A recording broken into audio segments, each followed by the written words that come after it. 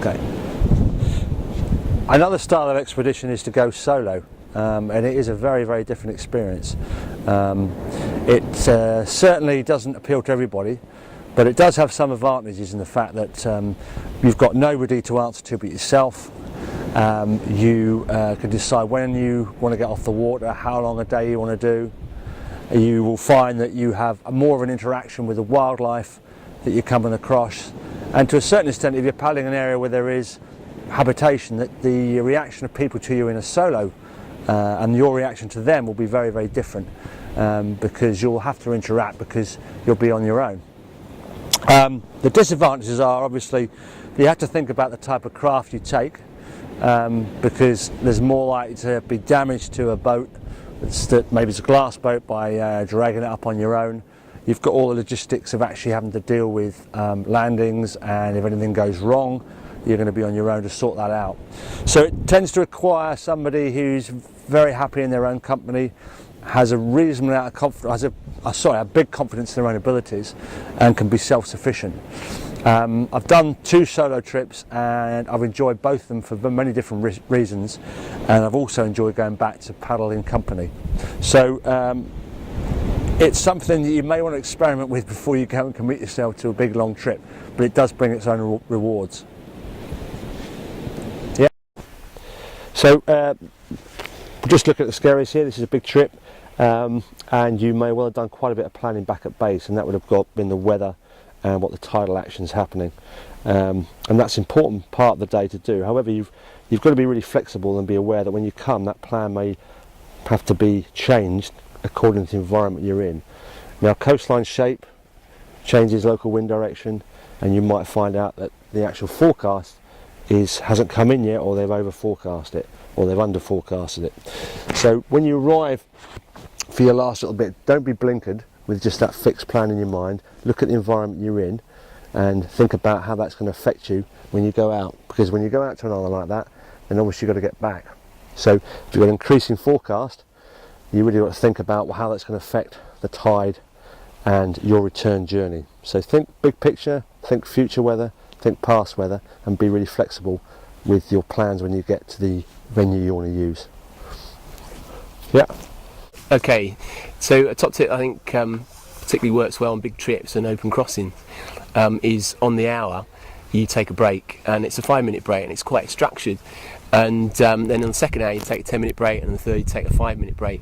So what it does, it means if anyone's at the back, it means they can come further to the front. But no one ends up thinking, I need a break, and putting it forward, because they've got that structure, they know what's going on.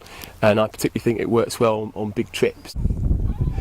When I'm doing longer crossings, it's always a mind game of how to do it and how to be sure that you're moving forward. For me, this is my very best friend when it comes to my speed, my progress, how far is left, and how far I've gone. I got a compass here, I got a map here, but I also got an ETA. I can find out where I'm going, press the button, and it tells me when I will arrive, so I have a good feeling for it.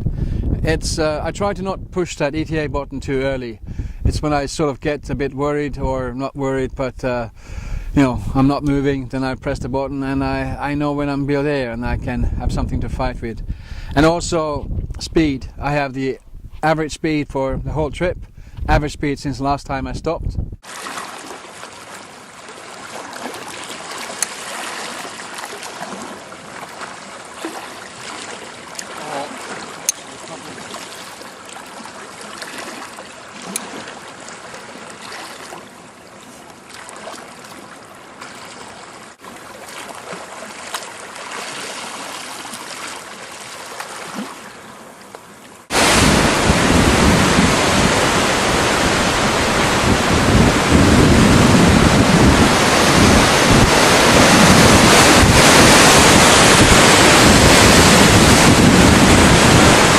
Just done a big crossing from Veroy over to Rost in the Lofoten Islands. We linked another crossing 2 days previous out to Veroy, so we sort of linked all the crossings out to here. We're not sure whether this one's been done before, but but it's been a fantastic couple of days, really good.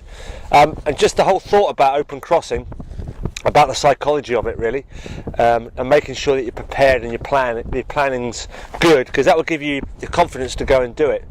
If you've got all the information in front of you to do the trip and you've got all the kit sorted out, then it just makes life a whole lot easier. Think about breaking it into small little sections.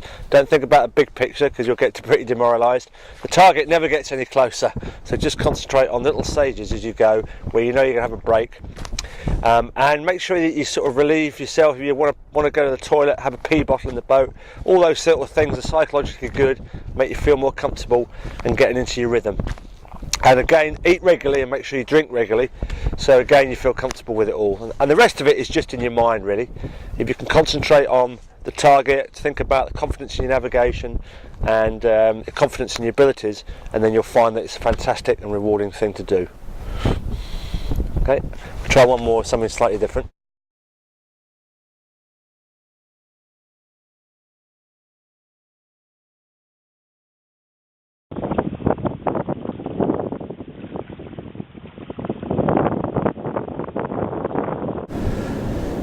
So the tips you probably have for solo paddling would be, again, to think about your craft. You might be better off with a plastic boat, because again you're not going to have people to help you launch and land.